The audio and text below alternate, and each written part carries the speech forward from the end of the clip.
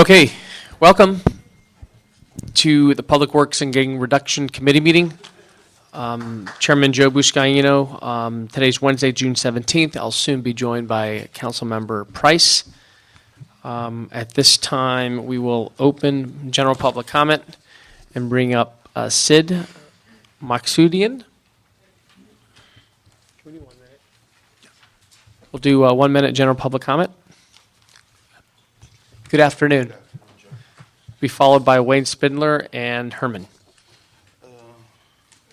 As I stated at the last meeting regarding the project that I'm heading, Mr. Buscaino, just yesterday, after 2 years of requests regarding the blueprints of the project, which the street services did it back in 2003, they were handed over to me just yesterday. And long and behold, everything that I was telling this committee and all the aspects of city government, that the street services has debuckled the work. Based on the blueprints and the copies that I have, the sidewalks and the curbs were removed. And as you know, any time that any entity removes curbs and sidewalks and gutters, they must bring it up to code, which the street services failed to do so back in 2003. That argument was a great argument because my plan stopped at its track with the DOT regarding onerous requests. Thank you. Wayne Spindler.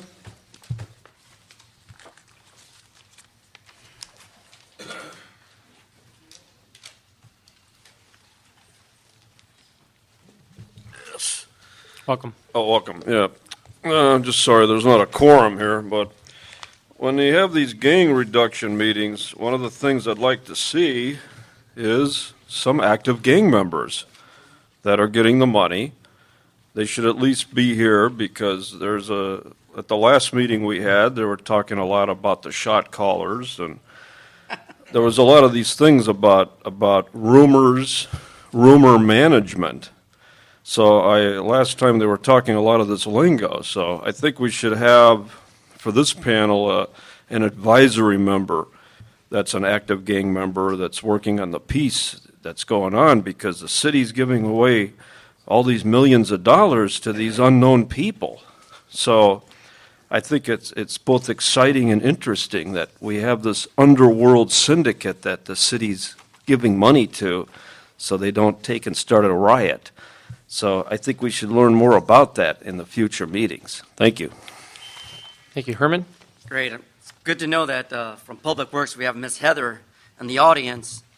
And regarding addressing sidewalk and streets, again, as a reminder, under item of old business, item number 5509/2783, during a matter of closed session at City Hall today, we find out that Hector Moreno and Elena Moreno had satisfied the lawsuit against the City of Los Angeles for taking an inappropriate action for a slope failure involving public and private residential property in Lincoln Heights. You are not the authority to disrupt people's lives and cost us, the taxpayers, the tax holders, all this fucking money to be spent on settlements. Had you done your business right, we wouldn't be in this ADA argument. And now I have to pursue my DOJ against you, the City of Los Angeles, for taking away my quality of life for use of a sidewalk in that area at 1200 Verde. Welcome, Mr. Price. Okay, that concludes general public comment. General public comment will now be closed. Mr. Price, thanks for joining us. Yes, sir. At which point, if I can direct you all to the agenda, and we will take item number 1 first. Item number 1 is a report from the Bureau of Engineering relative to the vacation of a T-shaped alley northerly of Adams Boulevard between Alsace Avenue and Sycamore Avenue. Okay, we have 2 speaker cards, Herman and Wayne. Let me remind those in the audience, those who want to speak on an agenda item, be sure to speak on the item. If you do not speak on the item, you will be asked to discontinue your remarks. Wayne? All right. The vacationing of a T-shaped alley, it's interesting that this is going on a lot. A lot of vacations like this are taking place around the city, why? It's going on all the time now. And I think the reason is because many of these places are places where gangs can hide out. So you want to keep vacating all of these alleys, so we're going to reach the point where there's no alleys in the whole city anymore. And another thing is that whenever alleys need to be repaved, they cannot use federal dollars matching funds to repair alleys.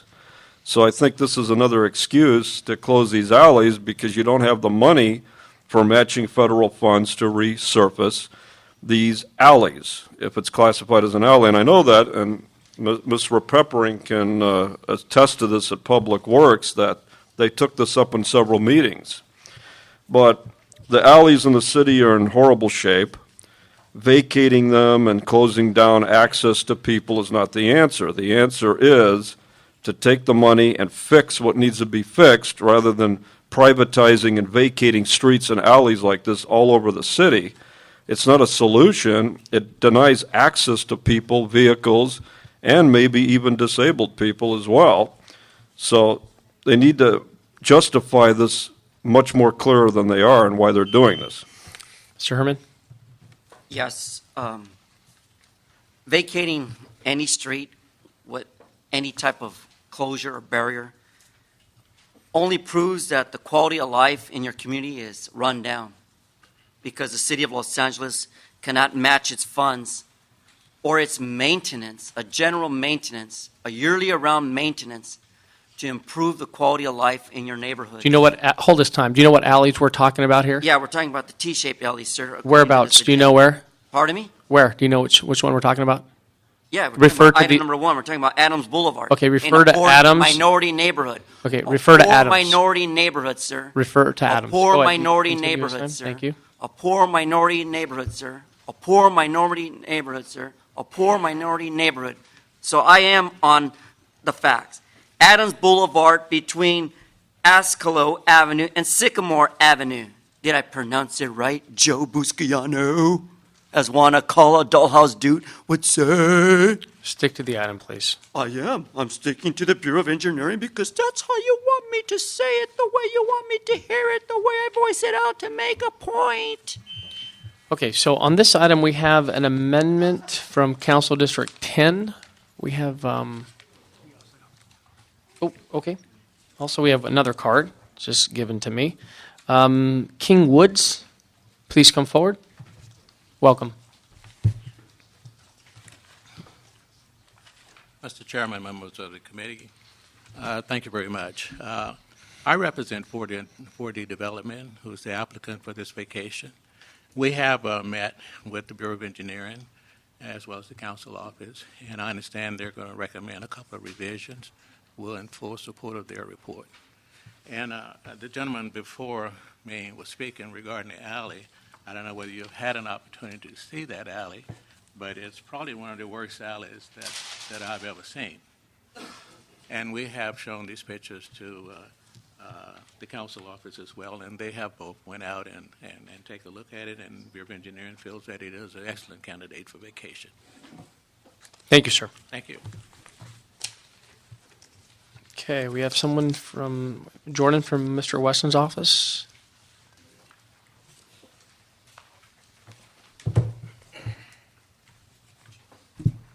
Good afternoon, committee members. Jordan Baruchim from Council President Herb Weston's office. The item you have before you is for a alley vacation detrimental to a project along Adams. This is the first project along that stretch of Adams within 20 years, and the council office as well as the community is in big support of it. I would just like to speak a few changes to the engineering report. Mr. Yu, can you come to the mic, please? Thank you. Go ahead, Jordan. So we would like to modify condition number 6A to read, improve Adams Boulevard, Alsace Avenue, and Sycamore Avenue by replacing and or repairing any broken or off-grade curb, gutter, sidewalk, and access ramps at the corner of Adams and Alsace, as well as the corner of Adams and Sycamore. We would also like to close any unused driveways and place additional concrete for the sidewalk and the street dedication area along Adams. We would also like to request to delete conditions number 6B, and 6C. I also have all this written down. If I could submit it to the record. Thank you. That'd be helpful. Yeah. Okay. Mr. You okay with these amendments? Yeah, that's why engineering had a couple of meetings with the council office on this before the meeting, and we agreed to the proposed changes. Very good. Mr. Price, any questions? No questions. I'll move the amendment as proposed. Very good. So we have a motion to approve this item as amended, and that'll be the direction of this committee.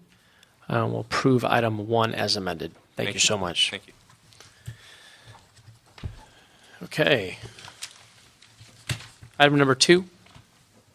Item number 2 is a report from the Bureau of Engineering relative to the vacation of a portion of the northeasterly side of Colorado Boulevard adjoining lots 5 and 6, tract number 2280, southerly of College View Avenue. Okay, 2 speaker cards. Herman and Wade, please come forward. Pass from Mr. Herman. Okay, pass on item number 2. Okay, Mr. Price, any questions on item 2? I've got none at this time. Okay, we'll approve this item without objection. Item number 3. Item number 3 is a report from the Bureau of Engineering relative to the vacation of Keswick Street, variable Future Street, and a 30-foot Future Street easement between Vantage Avenue and Laurel Canyon Boulevard, southerly of Stagg Street. 2 cards, Herman and Wade. Would you like to speak on this item? I don't have the ability to get up there right now. I pass. Okay, I'll pass on this item. Mr. Price, any questions? Okay, without any questions and hearing no objection, we'll approve item 3 and send that. Okay, item number 4. Item number 4 is a report from the Bureau of Engineering relative to the vacation of Cabrito Road from Van Nuys Boulevard west to approximately 245 feet westerly thereof. Okay, we have an amendment from Ms. Nuri Martinez's office. Alexis, you can come forward, please. Mr. Yu, please come forward. Hi. Good afternoon. Good afternoon. Alexis Marin with Council District 6. Good afternoon, Mr. Chair and council members. This item is for the consideration of the vacation of a paper street along the Wash and Metro Link right-of-way in Panorama City.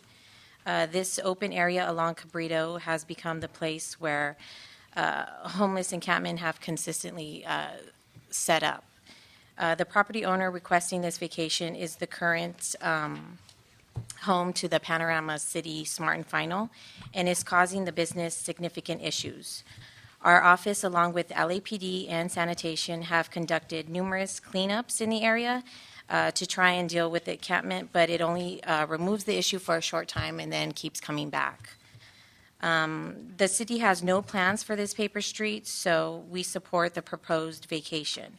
This is just the beginning of our plan to vacate an additional 850 feet to the west of Cabrito Road to completely alleviate the problem. BOE, in its initial recommendation, asked to deny the vacation. However, the councilwoman would ask that you overturn that recommendation. We consulted with BOE, and I have submitted new conditions. I've given them to... Mr. Yu, you okay with the new conditions being proposed? That's correct. Engineering has worked with the council office on this one, and recognizing that this street is really a paper street and is not really needed for circulation, and so we would like to recommend the committee to go along with the council office recommendation. Thank you. Okay, thank you so much. We have 2 speaker cards on this item. If I can bring up Herman and Wayne. Would you like to speak on this item? Not against Nuri, no. Wayne, pass on those 2 items. Mr. Price, any questions on this? No, none. Okay, hearing no questions, no objection, we'll approve item 6 as amended. I'm sorry, item 4, right? Item 4. Okay, let's look at item number 6. This was held for 2 cards. Herman and Wayne, you can speak on item number 6, street widening.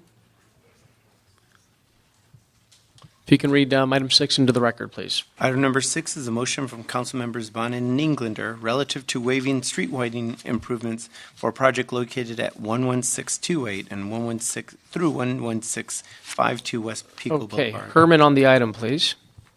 Yes, sir. In regards to this widening for improvements, now is this a concern about capital improvement projects that are related to grants and funds that financially provide these sort of improvements? And in question, am I on topic with regards to 11628 and 652 West Pico Boulevard? Normally on the white side of town, all the white people get. Stick to the item, please, I on the am widening talking about improvements. a community widening improvement project in a white community that always gets their improvements first. Not like in Current Price's area or Gilbert Cedillo's, but I'm talking about where I walk and commute and use transportation.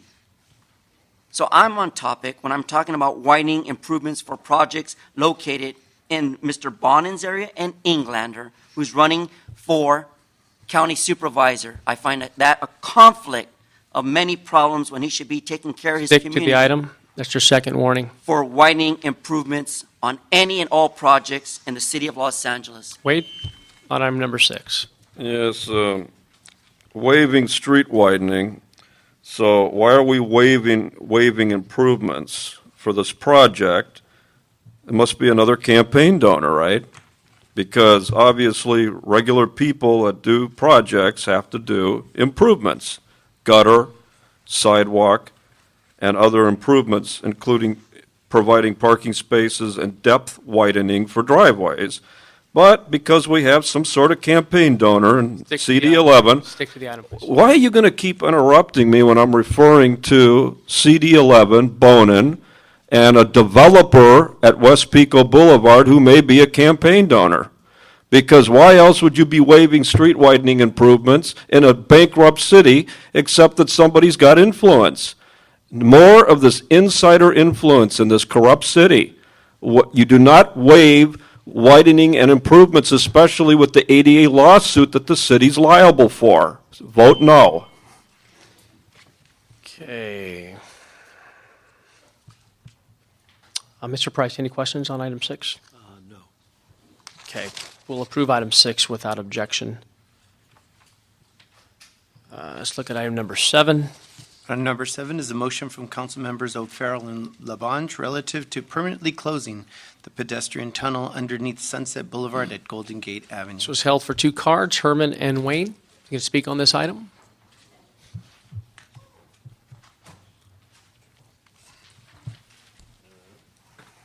Wow, a lot of cards. Who runs the city now? Okay, Herman, you're up. Again, closing the pedestrian tunnel. Have you put into place the conditions that you're involving people with American Disability Acts with no access to these particular closings? Have you done a study, an impact report on the impact and the adverse decision of access for people with disability who may live in that adjacent area? Or it doesn't matter, right? Because people with disability are different. Their invisible disability means that these crippled, handicapped people cannot attend any of the pedestrian tunnels underneath Sunset Boulevard. They need to use detour access. Let's put up K-rails so we can make the walk further, go on a route into dangerous, unsafe communities so they get their ass beat because they're disabled like Ezel Ford. Wayne? Yep, more closing. This time we're going to close tunnels. Why? Because you don't put in the motion, because you have people that are homeless using the tunnels, living in the tunnels like they're living on the sides of freeways. So you got the uppities over in CD 13. They're going to close the tunnel because obviously they walk around and they go, oh, that tunnel. Oh, there's those poor people over there using that tunnel, and we should close it so the public no longer has access. Close the tunnel. And of course, our friends O'Farrell and Labange, 2 mentally challenged council members, are naturally going to approve closing access rather than expanding access. So, once again, a dying and failed city has to close roads and now tunnels. Next, you'll be closing the 101. Okay, Mr. Price, any questions on item 7? No question. Okay, very good. So hearing none, we will approve item 7 without objection. Okay, item number 8. 8 is a motion from council members Price and Wesson relative to naming the intersection of 50th Street and Compton Avenue as Pastor Dr. Lovely Haynes Square. Thank you. This was held for 2 cards. Herman and Wayne, would you like to speak on this item?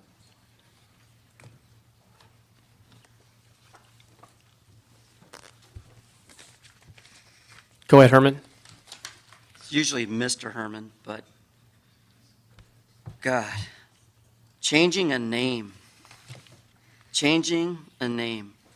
Wasn't that in discussion in the old business of council when we talked about SOLA, SOLA? Changing the name of South Central, and now we're going to rename. The item has nothing to do with SOLA. I know, but I'm Refer to going- the item, I'm going which is back to the 50th item of Street. The intersection on 50th Street. Go ahead. On the item. Correct. In regards to Compton, not Long Beach, but Compton. We on the West Coast, in the city of Compton, are saying to you that it is a lovely idea to put up a name on a sign, but wouldn't it be in best interest of the community to have all these dollars spent on the community for improvements, for jobs? What a joke. What a waste and abuse. Wayne? Yes, well, on the corner of 50th Street and Compton, there's nothing lovely there, so we should take the word lovely out of there. And also, you got pastor. I believe that might open the city up to a lawsuit because you are favoring a particular religious denomination in violation of the First Amendment and violation of the California Constitution. What if other religions want to be represented on a square or a street? So now, because who is this lovely Haynes pastor? Is it another campaign donor? Must be, because I've driven through that area. I'm one of the white people that's ever driven through that area. To the, please. And I know you got all those mega churches with all those mega dollars. Lots of federal dollars, nonprofit dollars. Yeah! You're going to be living it up, baby. 50th Street in Compton is a Dr. Lovely Haynes Square for the pastor. Yeah! Okay. Mr. Price, you are the maker of the motion. Would you like to comment on this item? Just that Reverend Hayes certainly has provided a great deal of leadership and inspiration to the community. I think this is an appropriate way to recognize his service, and I'm pleased to make the motion. Of course. We will approve this item without objection. Item number 9. Item number 9 is a motion from council members O'Farrell and Buscaino relative to waiving roadway widening improvements for the project located at 1715 through 1739 North Bronson Avenue. Okay, this item was held for 2 cards. Herman and Wayne, would you like to speak on this item? Sure. Come on up.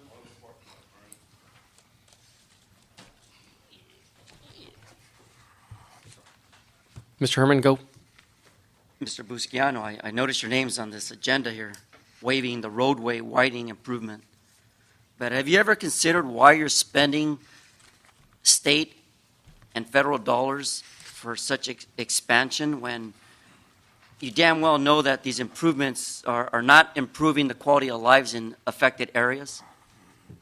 People don't need additional widening when there's so much traffic. And yet, transportation is supposed to be allocated for behalf of people of minority poverty level. But again, it's only in the white areas that we see that on North Bronson Avenue that we're going to get a widening of a roadway. What about the roadway that should have been open on the corridor of Soto regarding the illegal K-rail for the last 15 years that sat there? Despicable, despicable me. No. Despicable waste and abuse and fraud. Wayne? Yes, here we go. There's the paradigm. White district, white Stick to councilman. the item, please. Well, you don't want to be called what you are. Waving roadway widening improvements, and you don't equate that to racism. You don't. And the reason you don't is because you represent your racism in money, this time by waiving the roadway widening improvements for somebody's project. Whoop-de-fucking-do. Isn't that great? Everybody give them a hand. Waiving roadway widening improvements. So you're going to widen the streets in an already over-congested city and not have the improvements that are necessary. That's because this place is bought and sold by these people. So whenever you do a project in Los Angeles, like Bronson Avenue, just find out who your councilman is, donate the campaign dollars, and waive those hundreds of thousands of dollars in savings. Mr. Price, any questions on item 10? No. You're good? Okay, without objection, we'll approve item 10 and send that to council. Actually, that was item number 9. I'm sorry, I just want to get through this, like many of you. I'm sorry, item number 9, we will approve item 9 without objection. Now, item number 10, held on the desk for 2 cars. You can read that into the record, please. Item number 10 is motion from council members Bond and Bloomfield relative to waiving street widening improvements for the project located at 2478 South Penmar Avenue. Okay, 2 cards. I have Wayne, and this card has no name on it. So Wayne? Okay, please be sure to fill out his, get his name on there. Yeah. Okay, Wayne, 1 minute. Yes. Number 10 like number 9, paradigm. Up, 2 more whiteys, white district, rich people, South Penmar Avenue. Stick to the item. And they're so poor over there in Penmar near that golf course. They need to waive the street widening improvements because they can't afford to pay for the street widening improvements. Oh, please waive the fees for the poor multimillionaire developers, please. Please don't give the public the widening improvements that they deserve. No, fuck the public. Let's go ahead and donate to campaigns so we can have item number 10 like item number 9, waiving street widening improvements. Translation, more dollars into the hands of the greedy fat pigs, and the public doesn't get the improvements, and we get the further traffic congestion without the improvements. Herman? Item number 10. Right. Let's affirm the MOU. Make others understand that this campaign dollars of waiving street widening improvements is just hilarious. Mr. Spindler brought out the exact point that I'm sure many stakeholders in Los Angeles and those of you Angelinos would like to say to you, but they don't got the nerve to come up here and wave their effing right regarding these poor relative waiving campaign dollars, the same way Jose Weezer did on the Broadway, waiving improvements for developers who built their high-risers and promises of affordable housing for low income. What a disgrace. I hope the FBI finds something against all you malicious, crooked politicians. Okay, Mr. Price, questions on item 10? You good? No questions this time. Fantastic. So without objection, we'll approve item 10 and send that to council. Okay, our last and final item. Item 5, we will first take public comment. We have 2 cards, Wayne and Herman. And this item is the Bureau of Sanitation, Office of Community Beautification, and the Chief Legislative Analyst, and the City Administrative Officer to report in response to the development of a Clean Streets LA strategy. Okay, Wayne? Yes, I was wondering what the room was so filled with. Here we go, the pork barrel. Oh, look at this. Clean Streets LA. Ooh, lots of money. And that's why the room's filled, because the room is not filled with people who care about the city. They're worried about their own pockets. And this is a big one. You got a big, big load of money that's going to go into something called Clean Streets LA. Translation, get rid of the homeless. Get rid of the black homeless. Get rid of people who live on the streets. Do not solve homelessness. Gentrify, develop, waive fees, vacate streets, steal federal money, state Stick to money, the item. and then Stick to the item. filter it into crap shit called Clean Streets LA in the name of cleaning up streets, but in the reality, you're cleansing it of people with a net worth of less than $1 million. You people are genocidal, crooked, rotten, greedy, and disgusting. Vote no. Herman, item 5. Well, here's a twist regarding community beautification. I know Paul Roch, R-A-C-H-S for the record, has done an excellent job in providing those services.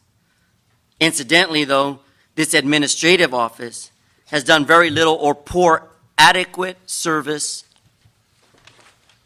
to provide Paul what necessary dollars, funding, people to work and clean the bullshit off our streets.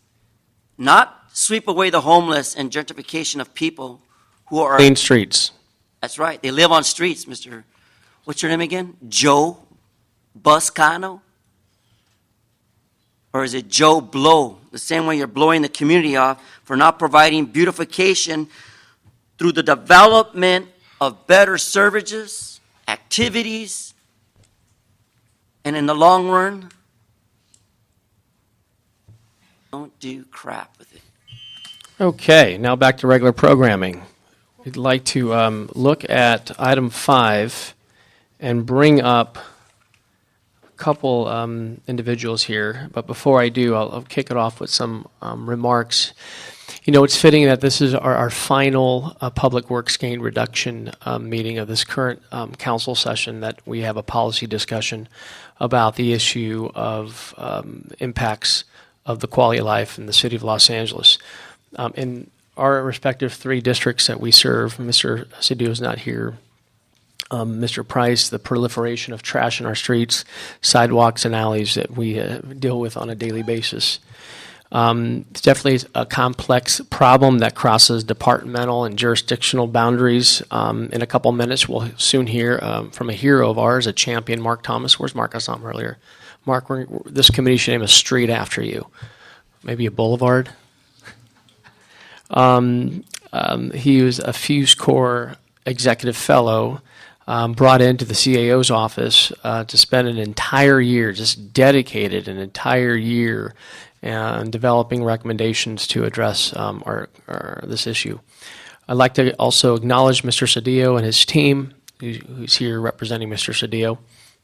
The city is completely rethinking the way we address this problem, and it's because of Mr. Cedillo's leadership and the Keep It Clean campaign that he and his office launched. Mr. Price, I'd like to ask you to say a few words to kick this off, and I know this is a big issue for you as well. Absolutely. Certainly, this is a major quality of life issue, getting our streets clean, getting the alleys clean, just creating an environment where people want to feel safe to live and to do business.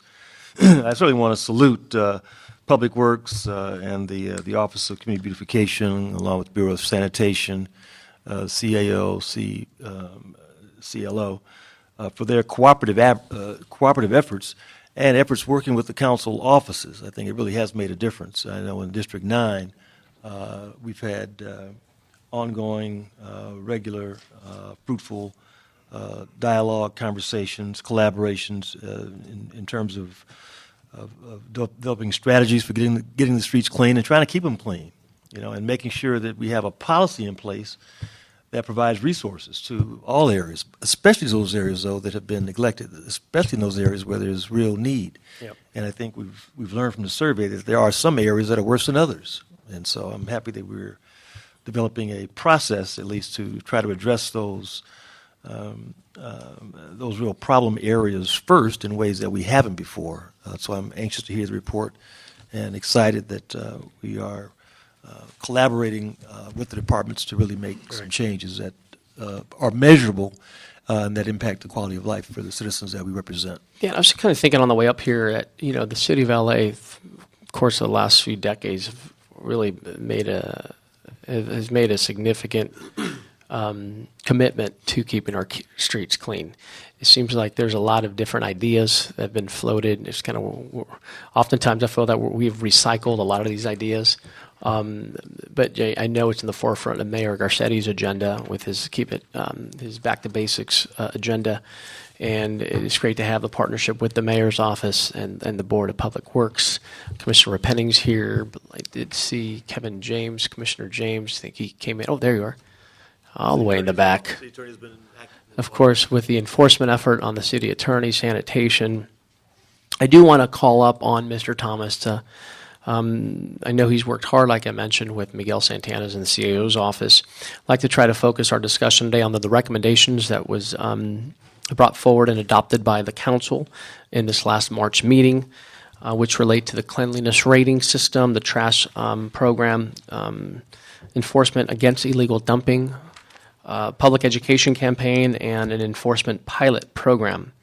Also, since then, the mayor had asked us to join him on the signing of the Executive Order 8, the Clean Streets Initiative, which is largely similar to a number of your recommendations, Mark, but with some key differences. And if you could come forward and highlight those distinctions, I'd appreciate it.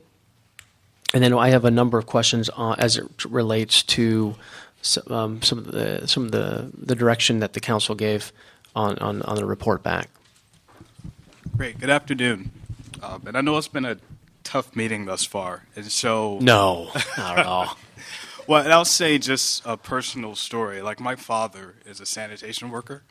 And so his hard work really powered my career. Sure. And so in spending this year with Los Angeles, it was a personal mission, but also one that I put a lot of thought into how we address this issue long term. And so it really does show that the city, when we put our minds together and collaborate, that we can do big things. Yes. And so it's been an honor to really lead this. And the way we've prepared is we have the 10 recommendations that we outlined in the report that we can go through one by one if it's the council's request to explain kind of where they stand.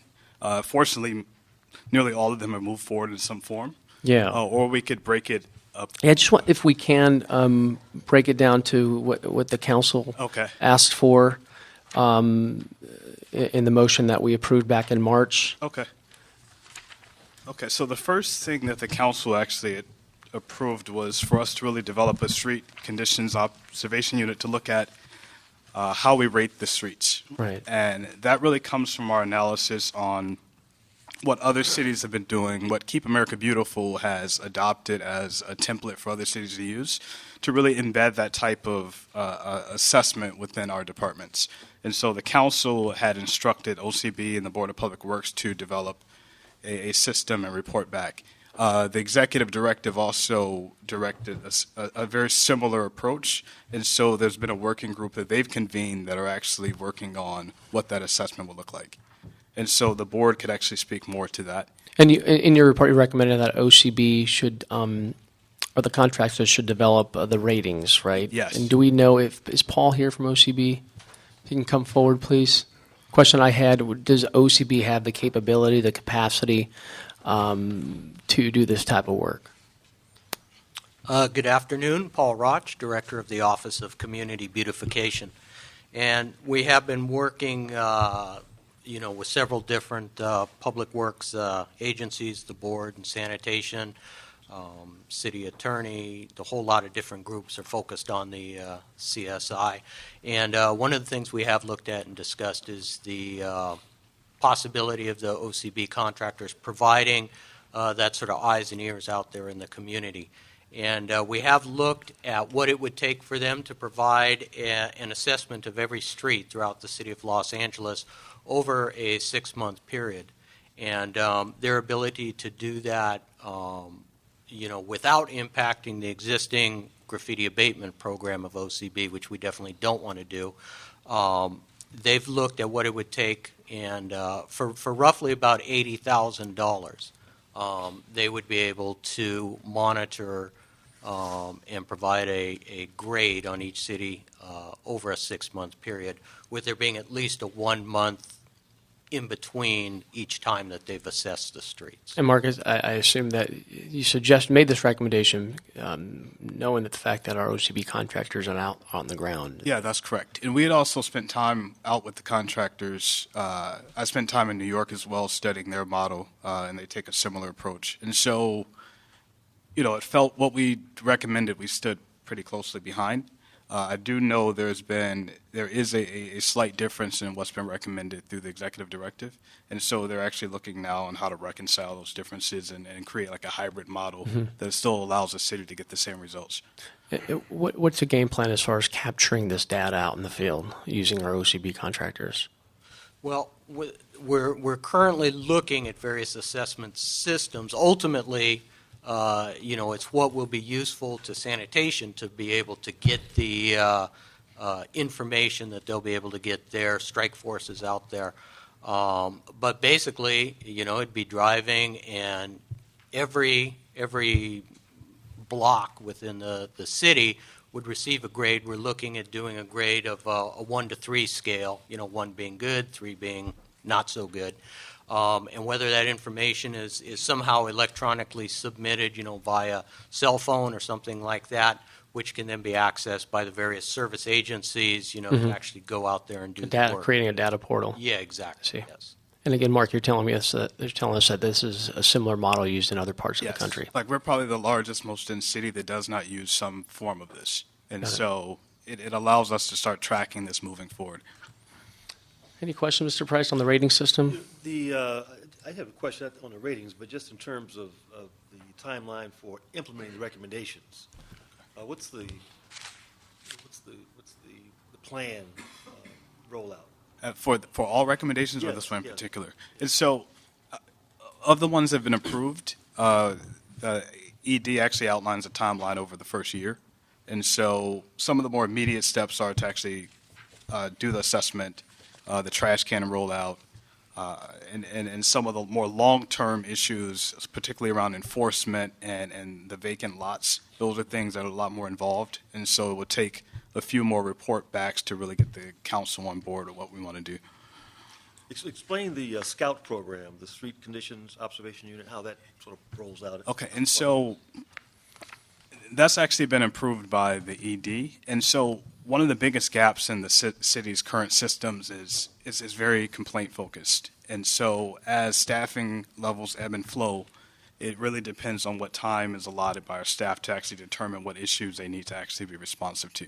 And so what we found, especially looking at the OCB contractors that are already out in the field, looking at other models in cities, being able to detect, having that data input into 311 allows us to make sure we don't have potholes or bulky items or other issues that go undetected.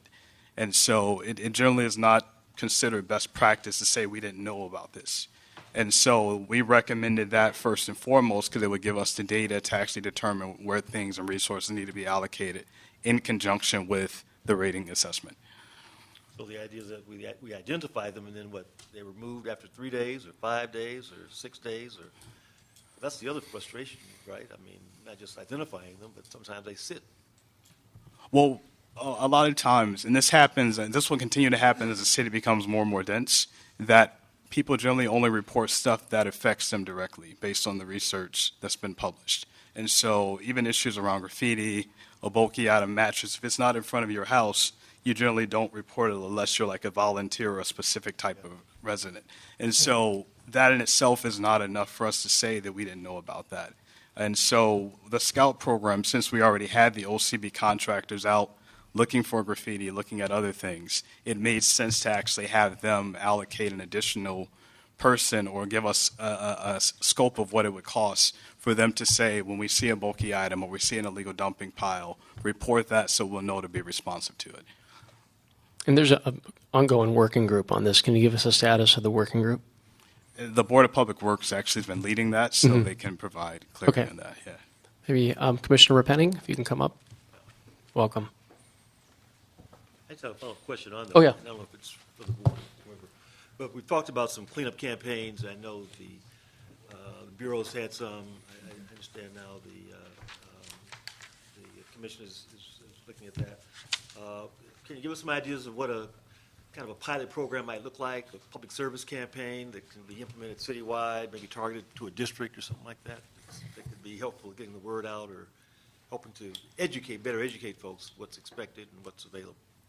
I think for all of us, the public engagement piece is going to be really important.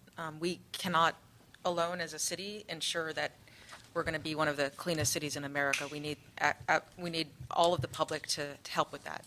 And so I think our timeline for that is September. We're looking at the Congress of Neighborhood Councils as an opportunity to sort of kick that off. A citywide kind of rollout. Citywide rollout, Clean Streets Core.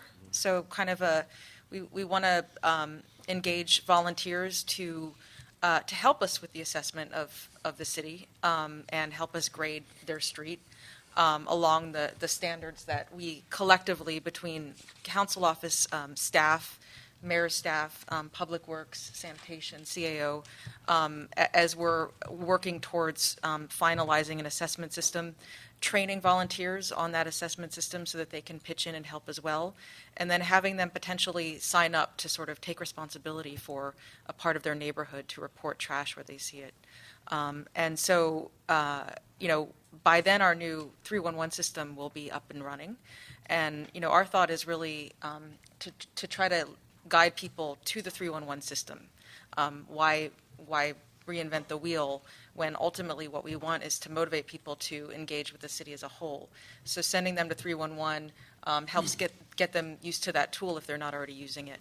And so I think that's going to be an opportunity for all of us to kind of create excitement and support. Any campaign of this scope is going to need all hands on deck. So I hope that you guys will be around to help us lead events, to recruit volunteers, to train volunteers, and get it going. In your research, did you find that in other cities and cities that have been successful, that there were these kinds of public information, public engagement campaigns? Or Yeah, was it icing on the cake? Or well, no, it's a very integrated part. It's definitely an integrated part. And so I think for us, especially with the improvements coming to 311, like our departments will respond pretty aggressively once they receive that information. And so making sure people know that and know that they do have a partner in the city is really key. The Innovation Fund actually approved also a slot that will come to the council that looks at how do we crowdsource best messaging points per neighborhood. And so you'll start to see that make its way over the next few months. And so there's a lot of interest in helping the council and the mayor really drive engagement on these issues. Of course, public service address announcements as well as billboard ads, in addition to working with our neighborhood councils and our other respective council offices as well, right?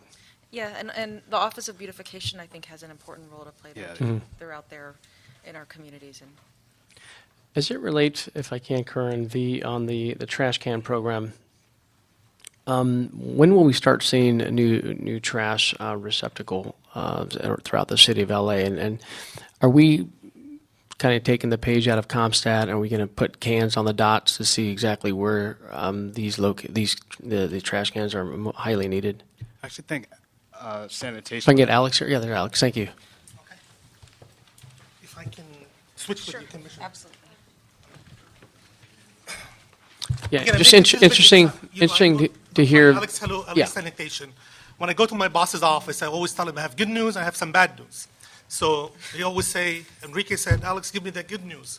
So I'm going to tell you what we're doing on a public education piece. It's free for the city. If you could give me about 4 minutes. Let's play the first one. Pepe? So you're going to share with us the plan of deploying these trash receptacles, right? We have the charts, we have graphs. Fantastic. Thank you, Alex. Thank you. Soon we can. And Mark, while he's warming that up, it's my understanding that putting together the rating system would give us a better idea on a more comprehensive approach on identifying locations to put these trash receptacles throughout the city. Yeah, and I think the reason we put that ahead of the trash can receptacles is we have to know where the most litter is collected. There's been research done on where the high trash generating areas in the city are. That data hasn't necessarily been updated. And so the rating system will allow us to see where is the most pedestrian litter, where is the most trash, and how do we make sure we're putting trash cans in a place that we can optimize pickup. Okay, let's roll it. Y regresando aquí al sur de California, Telemundo 52 responde, continúa con su campaña limpiando Los Ángeles. Deni Alfonso nos reporta que hasta un automóvil estaba como escombro.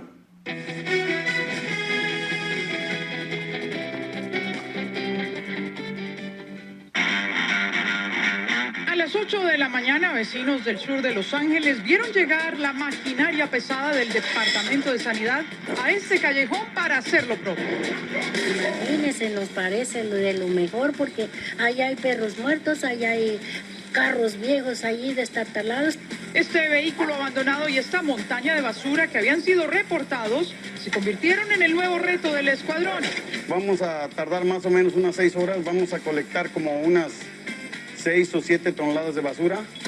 Se van a utilizar 8 personas, 2 camiones y un tractor. El acceso a este callejón ubicado en el 9216 de la calle Hickory resulta una necesidad para residentes. Estamos contentos por lo que están haciendo para que permanezca un poco más limpio.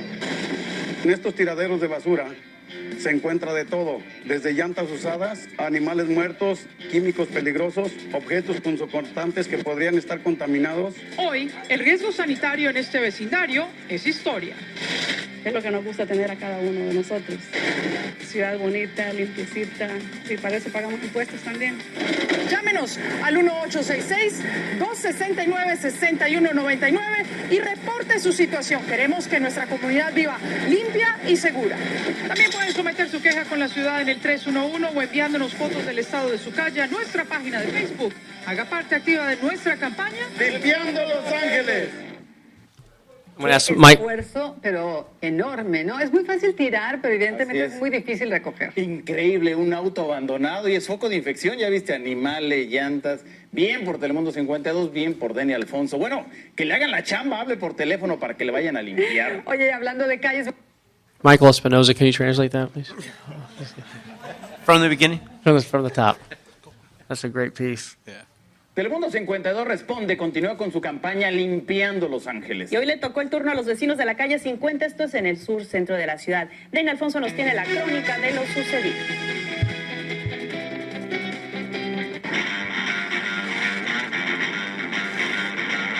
Desde temprano, el escuadrón de limpieza del Departamento de Sanidad respondió al llamado de los residentes cansados de la situación.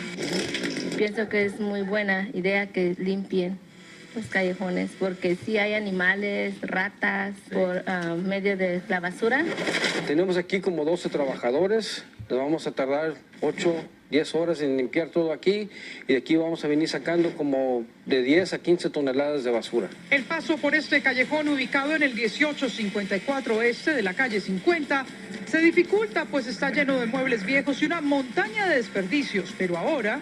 Muy buena la actividad que están haciendo de que limpiamos para poder ver bien a las personas y tener un teléfono donde llamar. Ese número es el 1-800-773-2489. Este programa no tiene costo. La gente nomás tiene que reportar que hay basura o los callejones están llenos de muebles, basura o hierba, lo que sea, y nos reportan y aquí los ponemos en el calendario. Usted además también puede someter su queja en nuestra página de Facebook o enviarnos fotos de su calle a telemundo52.com. Ellos vienen y recogen sus muebles, cosas que ellos ya no quieran, solo las ponen afuera, enfrente de sus casas, y ellos vienen a recogerla porque nosotros lo hemos hecho. Ya lo sabe, usted también puede hacer parte de la campaña Limpiando Los Ángeles.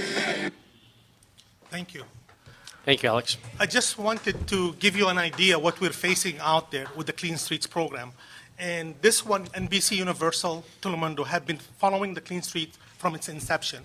And so they, actually, to their credit, they came to us and they said, can we do a program with the city? So we signed up for the first episode. They loved it. We signed 4 more.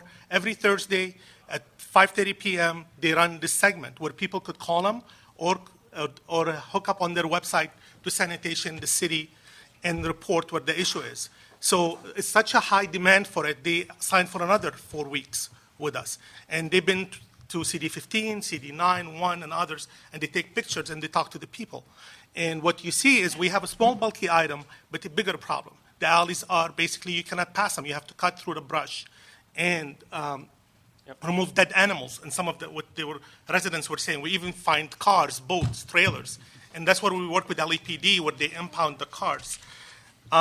I want to quickly touch on this, clean street receptacles. We did review and read actually in detail the CAO report about the trash receptacles. If this shot gives you a headache, it's supposed to. The first one, not this one. Right. Because there's so many containers out there, so many receptacles. And so what we want to do is break it down. What do we have out there? There is the one serviced by LA Sanitation, and you see them, the ALB, black, blue. There is the white ones, which we have taken over the program a couple of years ago. And we have the solar compactors, as well as the new ones we're ordering for CD9 for Councilman Price. And this is the breakdown of what we have right now out there. How many ALB, how many trash, receptacles, big bellies, and how many the council offices have put into purchase. As you can see, even last week, CD9 put an order for 200, CD14 asked for 30 more, CD1 asked to buy to lease actually 66 big belly compactors. So the council office is really pushing hard. And this is a map. For this meeting, we did not, but it's available. People could click on it. They see where. Go to that last slide. Where's the order of more receptacles? This is the one. This one is what's the ALB trash that are out there. That's the black. These are the blue, and these are the green baskets. And this is the big belly. How many are out there? And these are the new order we basically are placing for CD9, the 200. And we have also 66 big bellies and about 30. So when we add the total, how much in the city? We have right now 1,144 being serviced by sanitation. The number, once we add the others, would be 1,440. And those are all geocoded. Exactly. I'll come to the others, tell you how complex this is. I'm just not happy. We got a goose egg in CD15, Joseph. Let's order some trash cans. And we're happy to work with Joseph on it. And Jacob, as well as Dennis. Yes, thank you. This is basically an interactive map where residents could go in and click on it and be able to see where is the container. Those are the one, again, serviced by sanitation, the 1,440 we talked about. There are adopted basket program, which Mark mentions in his report that he put. We went out, actually our staff went out since the council instructed us back in March, the motion that you have with Councilman Cedillo. And we went out and we have identified the 725 locations. Those have not been mapped yet, but we have put them down and our staff are working on mapping them. There is also JC Deco and Martin Outdoors, and we counted how many, and our staff have been working with Street Services, Bureau of Engineering, Planning, Office of Community Beautification, to get those locations, geocode them, where they're going to be, and we're going to plot them.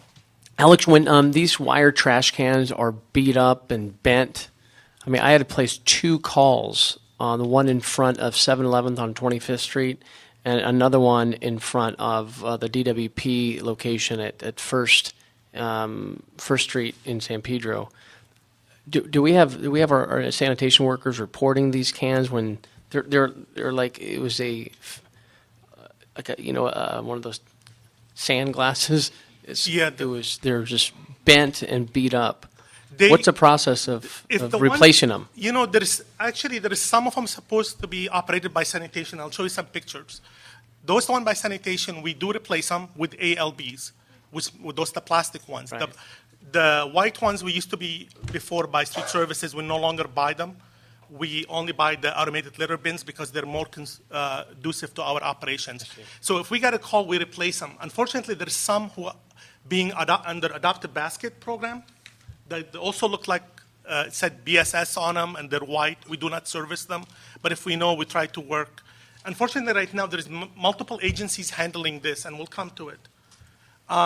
There's also the 40 bids. 40 Business Improvement have about 875 trash receptacles out there that's not serviced by sanitation. As you can see from this picture, there's multiple colors and configurations and stuff, and I think that's what the council and the mayor in their executive directive was. Let's come up with a plan where they all look alike, or at least be able to be handled by one agency instead of have hundreds of agencies out there. And then there is the ones, for example, that community groups go and buy, they put in. These were basically in CD13. For the first couple weeks, the community groups was gung-ho about them. They were servicing them. Then they found out it's a lot of work. And so they stopped. We end up working with CD13. We pulled them out. We replaced them with automated litter bins. What's the work involved? I mean, I thought you put it in and they got smashed or something. In this one, and big bell. What happens is these are look like a mailbox. You open them up. You're supposed to drop the stuff in, and then there is a compactor that presses them. Okay. There is also a signal that you get that they need to be replaced. Okay. And what happened is initially people get excited. It's a new project. They want to service them, and they do that for about a month or so. Then the person maybe moves, passes away or something, and nobody wants to take on the baton, and then you end up sticking with stuff like this. And so that's when we work with council offices. We try to, because a lot of times these are bought through grants, and there are restrictions what we could do with them. So we'll have to work with the council offices and the community groups that bought them and try to phase into the new systems that we have and ensure that they are continuously serviced. This is a summary how many containers are out there right now. Between sanitation, Adopted Basket, JC Deco, multimedia, and the bids, there are about close to 7,000 trash receptacles in the city. And this has been a lot of work by my staff. I mean, our collection staff, Leo Martinez and his team, Armin Martasorian, and others spend hundreds, really, of hours on their own time going out and doing a lot of the stuff because we want to make sure this is a clean city. And how does that number compare with other cities of ours, similar size, or? Well, San Francisco has. Anybody else, or how does that? Well, the only other comparable size would be like New York or Chicago as far as population density. We still have a ways to go.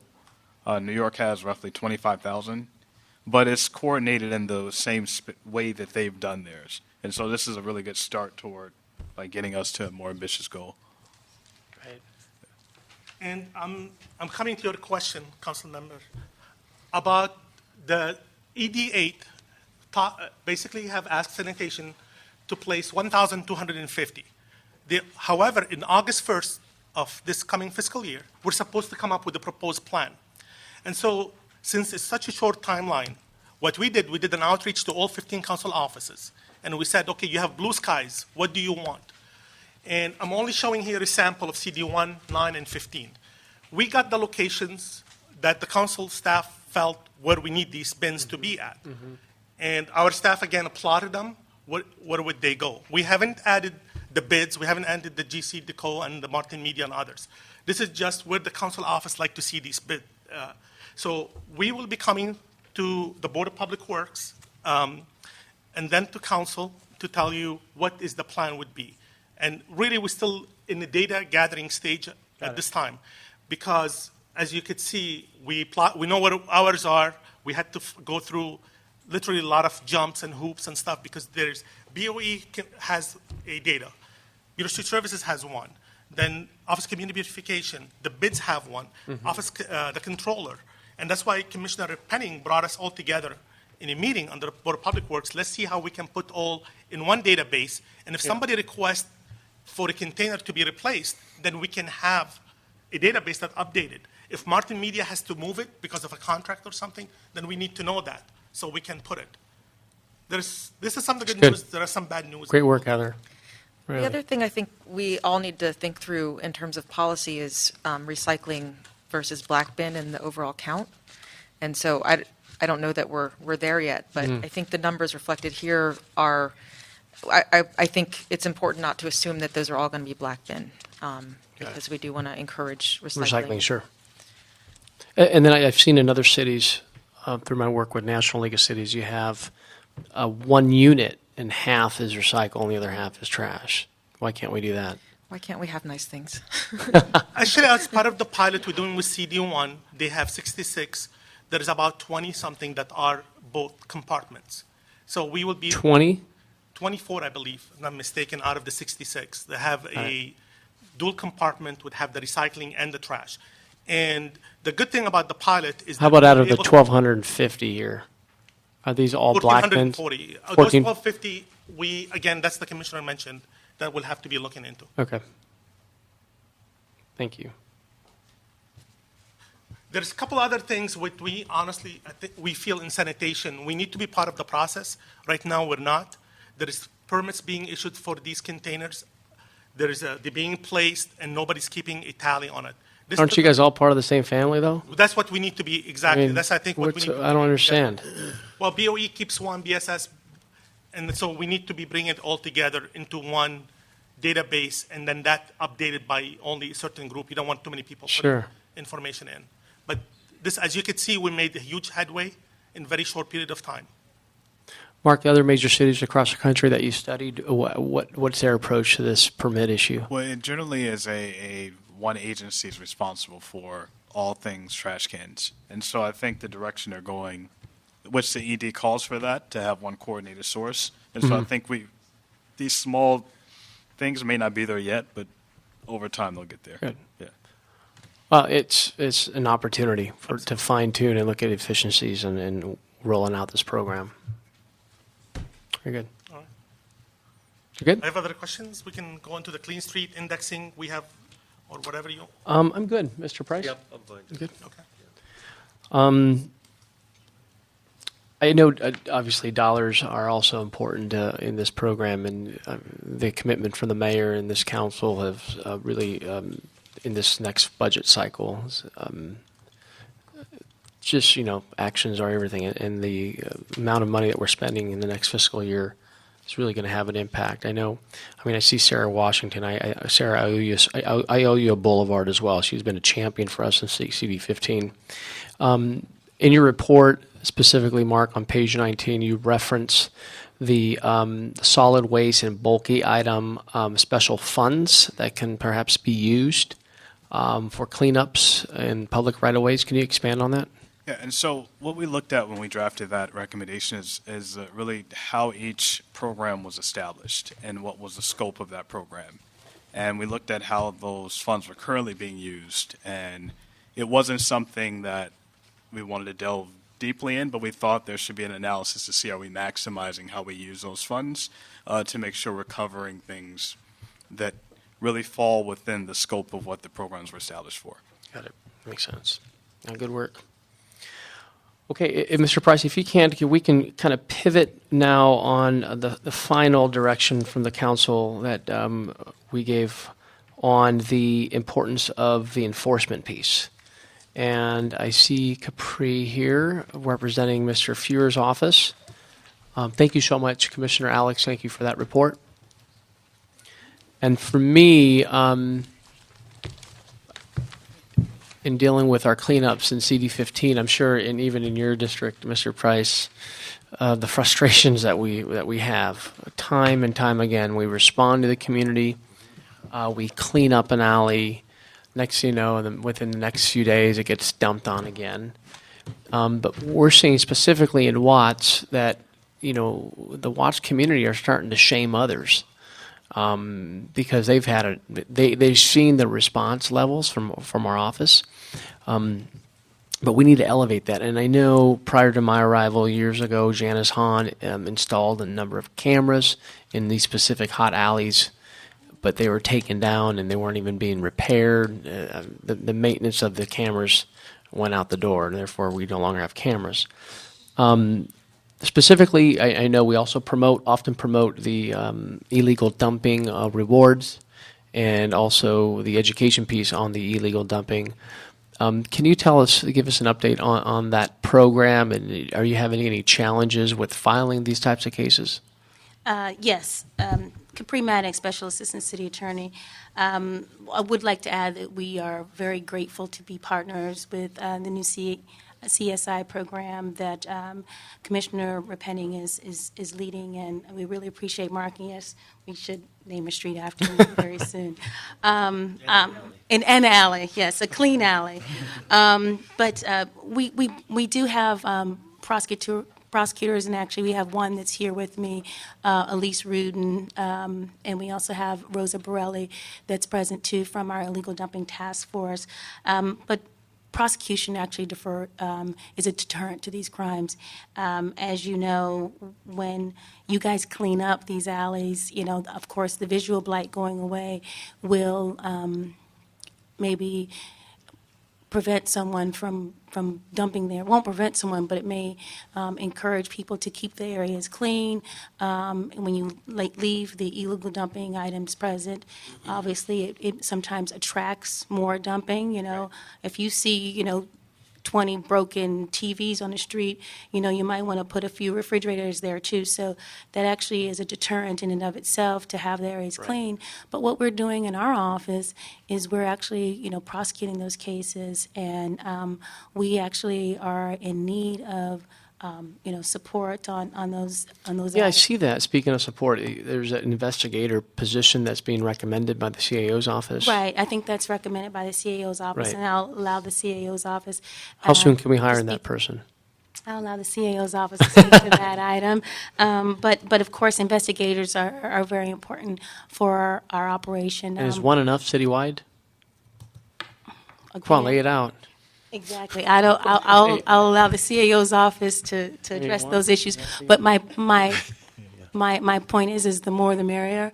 I will say that we oftentimes the city attorney's office may get a lead of someone placing an item on a street in illegal dumping, and we see it on video, and someone might send us a picture, but we need Right. of the person doing the illegal dumping, but we, of course, need follow-up. And we have great support from sanitation and the Public Works, Family, and even Street Services as far as providing investigation services, but we do just need more help. Capri, putting on my senior lead officer hat, Yes. as I often do around here, I obviously, if we have the technology piece, and this is something that I'd like to look at in moving forward, we have the adequate video to prosecute.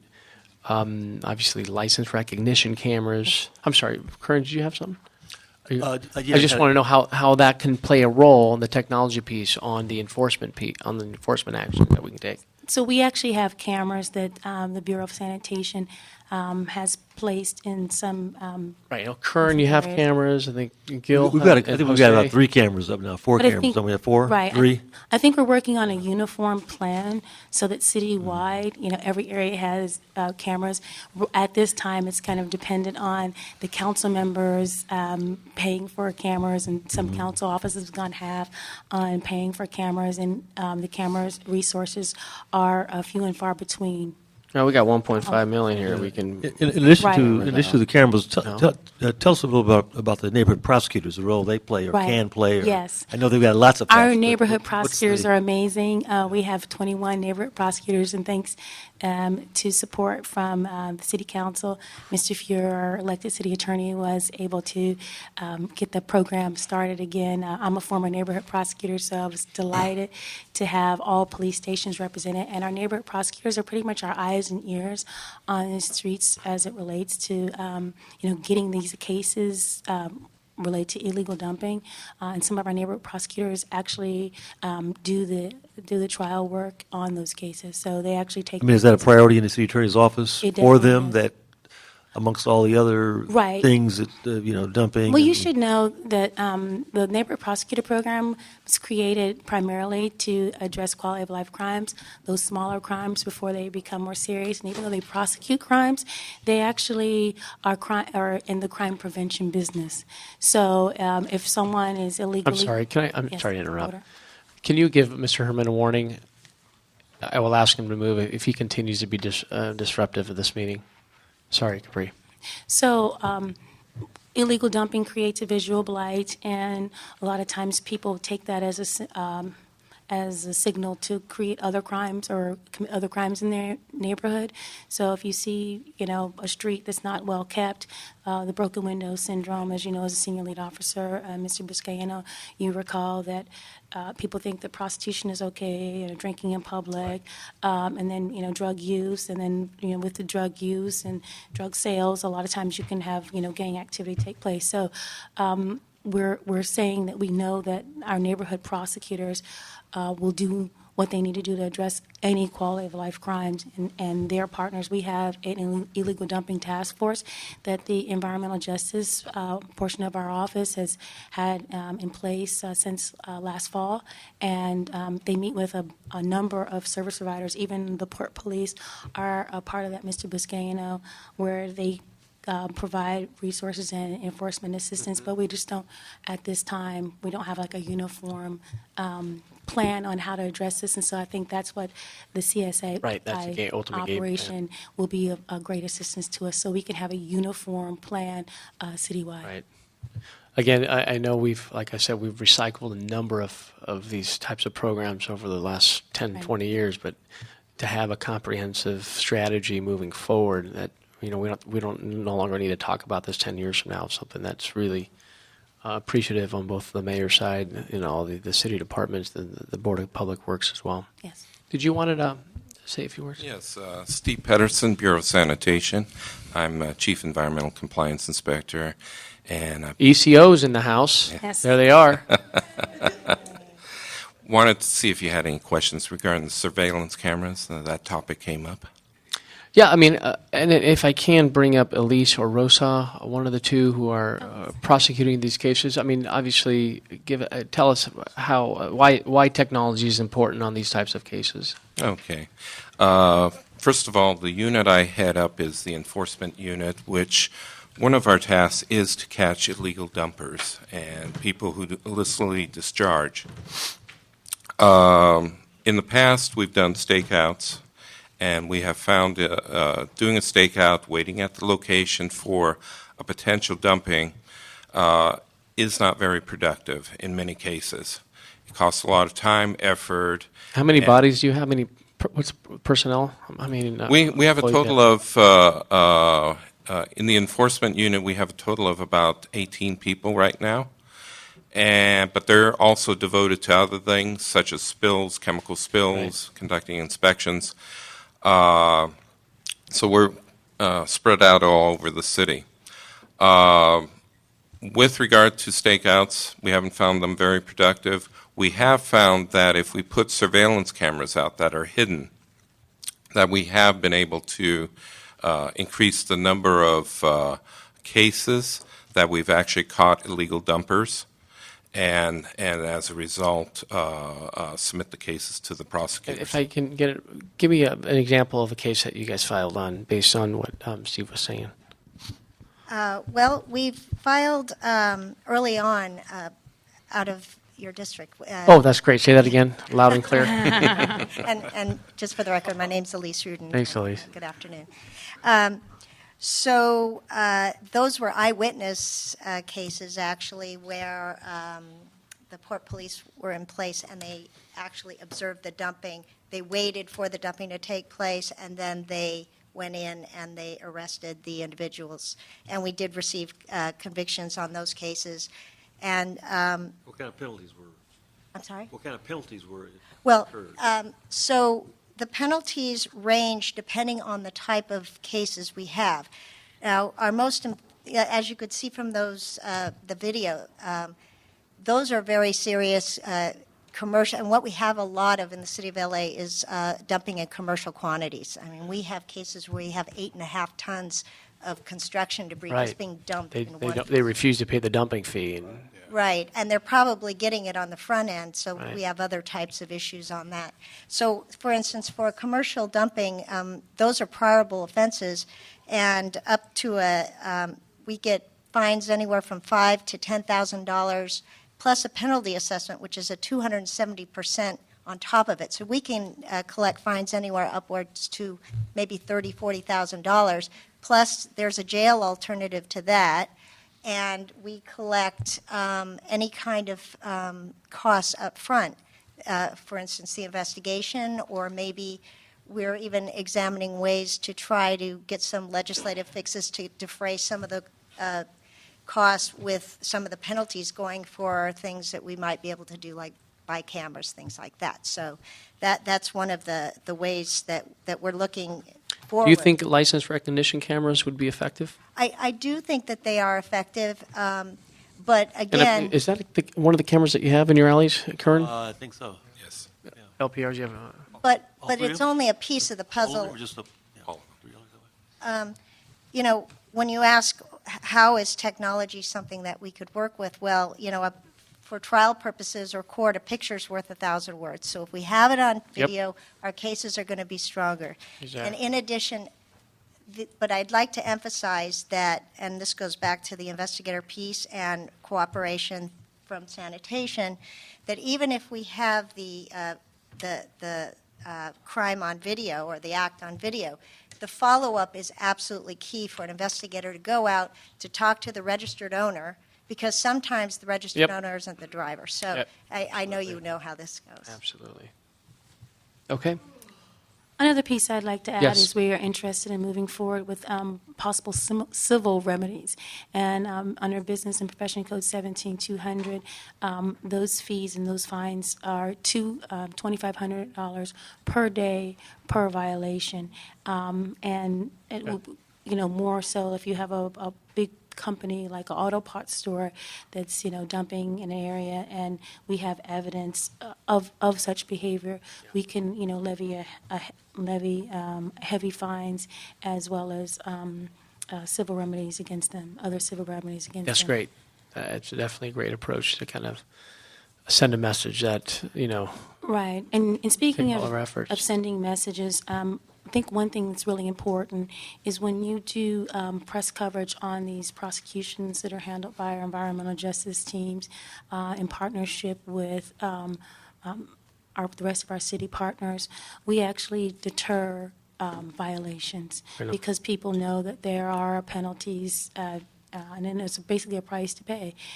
The other component of that, the other benefit, is I think you have more people from the community willing to report such Yep. crimes and violations we're finding that as they happen. residents are just fed up. They're Exactly. just sick and They know tired there is a of seeing their penalty. alleys being dumped on. And I believe also that there is a reward for people that call those items in too. The people that have been prosecuted, where do they live? Well, you know, some of them live within the vicinity. Within the of- city limits? Like, for instance, in Council District 9, we did catch somebody who was dumping, and he lived maybe about 3 or 4 blocks away. So a lot of times, it's after a day's work on their way home, they'll just dump in a convenient location and move on. But it but depends. also lots of examples of folks coming from outside the area. Yeah, dumping, that's what we're finding hopping a on the lot. freeway and getting out Well, of town again. I mean, and, that's and that's true too. And I don't mean to insinuate that it's only from the area. We, like, for instance, we're working on a case right now we're investigating. It's just that where we the people don't even live in the city of Los Angeles. They were on their way home, and it's Right. just a matter of convenience. Yeah. But you're right. You have to set a tone. Got to send a message. You got to have some successful prosecutions. Otherwise, folks think they can get away. I was told at a Watts Gang Task Force meeting, you know, years ago when they had these cameras out, they're Q-Star cameras, which we all know that we've installed in parks and other public spaces in the city of LA. But again, without somebody monitoring and maintaining these cameras, and now they're no longer functioning, these alleys are being dumped on. So for me personally, that's a big issue for my district. Specifically in the Harbor Gateway and the Watts community, to really use some of these dollars to install the cameras in these high impacted alley areas. Okay, you good? Yep. Thank you so much. Great work. I don't know, are you end of watch now, Mark? Can we put him on another assignment? Thank you all. Great work on all levels. Really appreciate your service. So what we'll do is on this specific item, we'll continue it and instruct the city administrative officer to report to this committee in 60 days on the instructions contained in motion 37A, including recommendations for the appropriation expenditure of the $1.5 million in the unappropriated balance for clean streets. Okay. Thank you all for your hard work. Really appreciate it. There's really excited to move forward on the comprehensive strategy here on cleaning our streets. Well done. Thank you. With that, that was the final item. We'll now adjourn today's Public Works and Gang Reduction Committee. Our last meeting of the 2013-15 council session. So thanks for your hard work. Looking forward to the next 2 years of doing great work with you. Thank you.